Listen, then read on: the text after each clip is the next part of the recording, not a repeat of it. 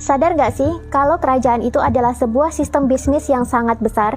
Inilah sebabnya kenapa sampai sekarang beberapa kerajaan masih eksis, seperti contohnya Kerajaan Yogyakarta, Inggris, Spanyol, Arab Saudi, dan masih banyak lagi. Mereka sebenarnya sedang mempertahankan bisnis dan kekayaan mereka yang sudah mereka bangun selama berabad-abad. Bagaimana cara keluarga kerajaan besar ini menciptakan sebuah bisnis besar yang membuat mereka kaya raya selama berabad-abad? Caranya adalah dengan membangun peradaban.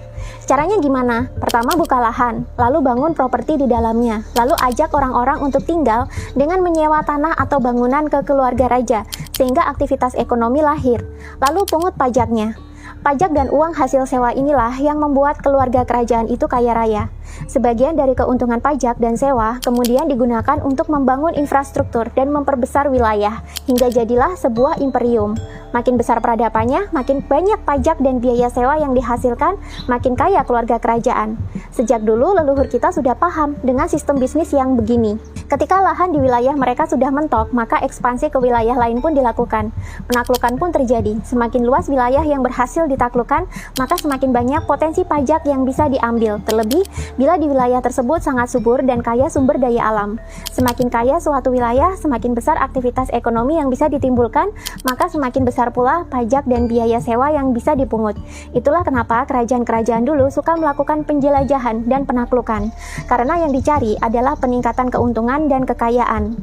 Membuat dan memperluas peradaban adalah sistem bisnis yang brilian dan bekerja selama 24 jam 7 hari. Sejak dulu leluhur kita sudah memahami sistem bisnis yang seperti ini. Bahkan kejayaan kerajaan-kerajaan di era Hindu-Buddha dulu pun dibangun di atas sistem yang seperti ini. Sekarang sistem bisnis yang demikian juga diadaptasi oleh pebisnis-pebisnis lain di banyak belahan dunia. Bahkan ada pebisnis yang sengaja menciptakan suatu sistem di mana mereka bisa memberikan hutang kepada pemimpin kerajaan dan negara bisa membayar hutang tersebut menggunakan pajak.